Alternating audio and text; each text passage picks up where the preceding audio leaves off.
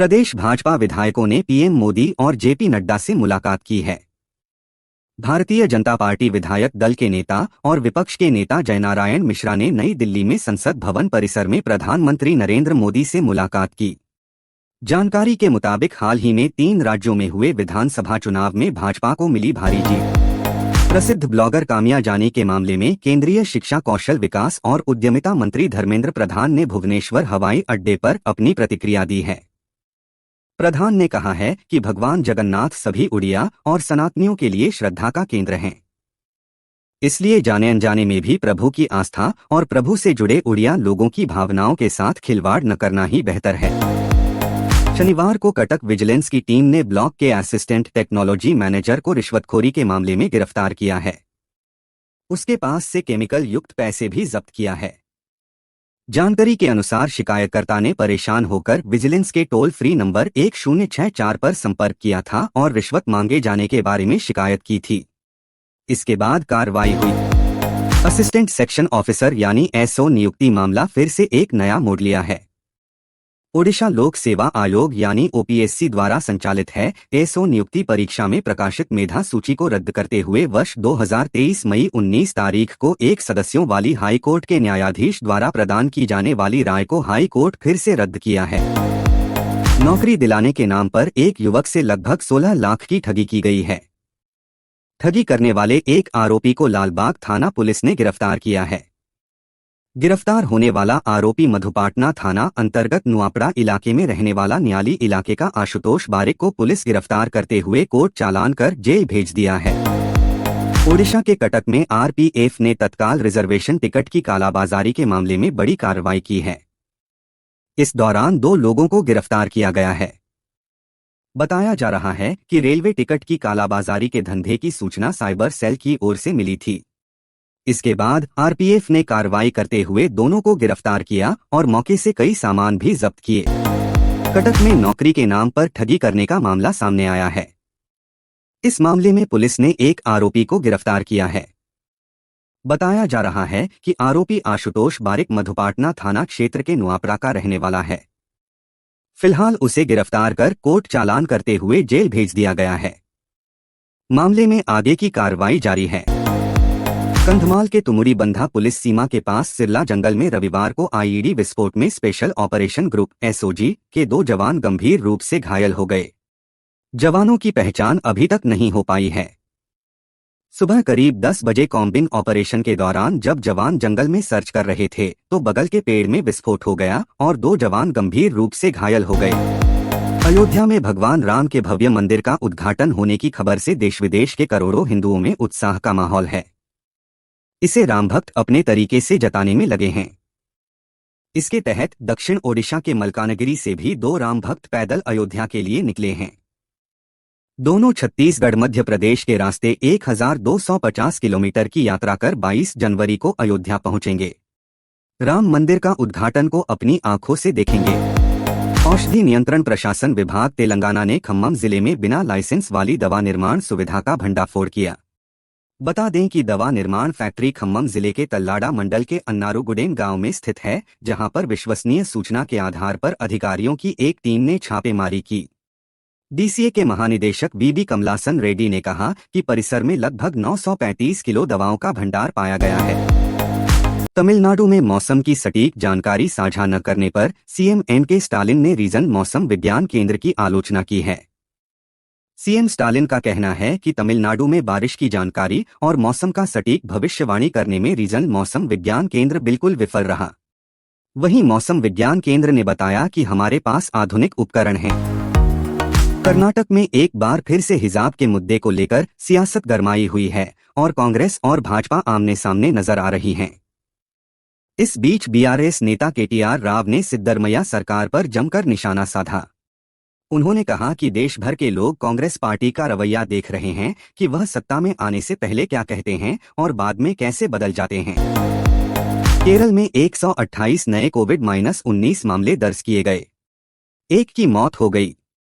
Website के अनुसार आज सुबह 8 बजे तक देश भर में दर्ज किए गए 334 सक्रिय संक्रमणों में से 128 मामले केरल से थे, जिससे राज्य में सक्रिय मामले 3000 हो गए। राज्य में एक मौत की सूचना के साथ केरल में कोरोना वायरस के कारण मरने वाले लोगों की कुल संख्या 72,063 तक पहुंच गई। मध्य प्रदेश के रतलाम जिले में एक दर्दनाक हादसा हुआ। यहां एक जेठ ने अपनी बहू निर्मला पर रॉड से हमला किया और आग लगाने से पहले उस पर पेट्रोल डाला। पीड़िता की मौके पर ही मौत हो गई। पुलिस ने रविवार को घटना की जानकारी देते हुए बताया कि शनिवार को रतलाम जिले के ढोढर गांव में हुई हत्या के मामले में आरोपी सुरेश को गिरफ्तार कर लिया है। जम्मू कश्मीर के पुंछ राजौरी इलाके में अज्ञात आतंकवादियों द्वारा घात लगाकर किए गए हमले में सेना के 4 जवानों की मौत पर मुंबई में एनसीपी सांसद सुप्रिया सुले ने अपना बयान दिया। उन्होंने कहा कि यह बहुत दर्दनाक है, 5 जवानों की जान चली गई। मैं केंद्रीय गृह मंत्री से स्थिति की समीक्षा करने का आग्रह करती हूं।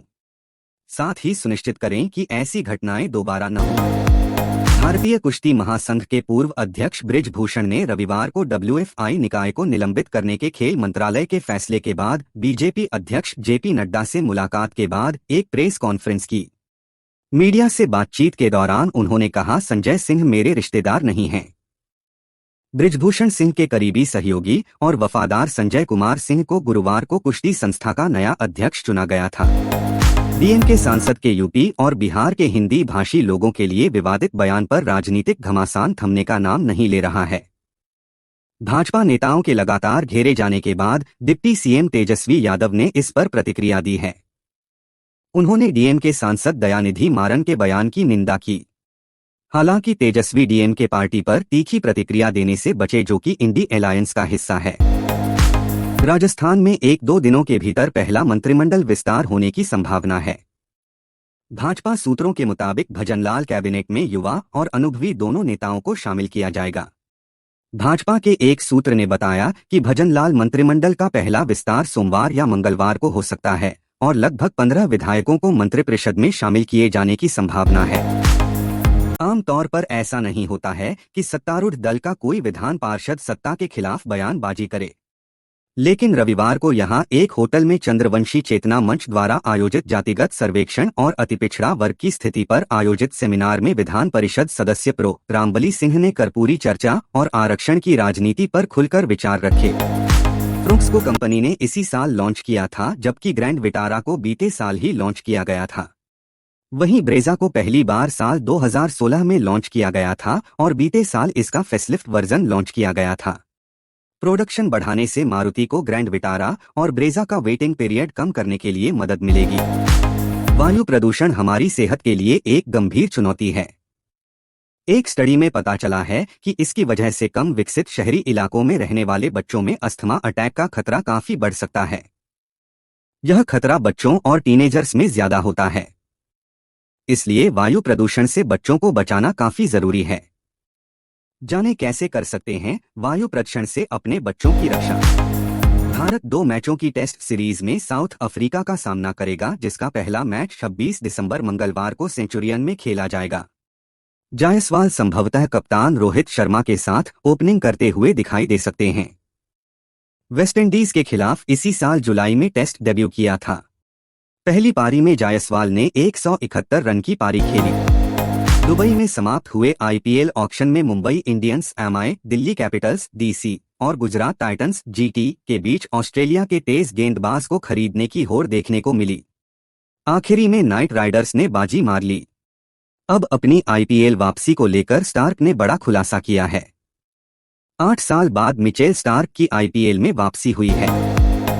भारतीय महिला टीम की कप्तान हरमनप्रीत कौर ने ऑस्ट्रेलिया के खिलाफ एकमात्र टेस्ट सीरीज में इतिहास रचा है।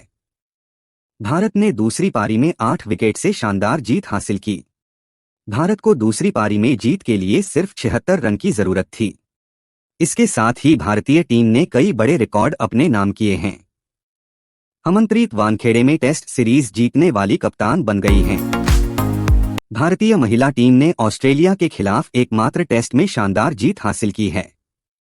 ऑस्ट्रेलिया को भारत ने 8 विकेट से धूल चटाई है। ऐसे में टीम की इस शानदार जीत पर सभी ने कप्तान समेत टीम को बधाई दी है।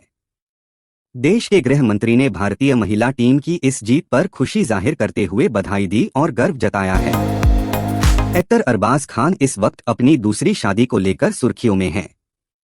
पिछले 2 दिन से लगातार एक्टर की शादी की खबरें मीडिया में छाई हुई है। 24 दिसंबर की दोपहर एक्टर अपनी बहन अर्पिता खान के घर के बाहर स्पॉट हुए। कहा जा रहा है इस कपल की शादी अर्पिता खान के घर पर ही होने वाली है। परिणीति चोपड़ा अपने पति राघव चड्ढा के साथ विंटर वेकेशन पर विदेश निकल गई हैं। इन दिनों वह अपने पति के साथ लंदन में छुट्टियां मना रही हैं। क्रिसमस से ठीक एक दिन पहले परिणीति ने लंदन से पति के साथ रोमांटिक फोटो शेयर की है। साथ ही अपने राघव के लिए अपने प्यार का इजहार किया है। अनुपमा में पाखी का किरदार निभाने वाली मुस्कान बामने का सफर अब अनुपमा में हमेशा के लिए खत्म होने जा रहा है। मुस्कान इस शो से पिछले 3 साल से जुड़ी हुई थी, लेकिन अब शो छोड़ रही है। हिंदुस्तान टाइम्स की एक रिपोर्ट के मुताबिक मुस्कान बामने ने खुद खुलासा किया है। उन्होंने बताया है कि अब वह इस शो का हिस्सा नहीं है। प्रियंका चोपड़ा इन दिनों अपनी शूटिंग से ब्रेक लेकर निक और मालती के साथ क्वालिटी टाइम बिता रही हैं। प्रियंका चोपड़ा ने अपनी इंस्टाग्राम स्टोरीज पर बेटी मालती मैरी की घुड़सवारी की एक प्यारी झलक साझा की है, जो काफी वायरल हो रही है। रणबीर कपूर स्टारा एनिमल सिनेमाघरों में पर अपना 1 महीना पूरा करने वाली है। ऐसे में रणबीर के कुछ फैंस इसके OTT पर आने का इंतजार कर रहे हैं। अब फिल्म के डायरेक्टर संदीप रेड्डी वांगा ने यह खुलासा किया है कि वह इसके OTT वर्जन को एडिट कर रहे हैं और इसमें कुछ और शॉट्स देखने को मिलेंगे।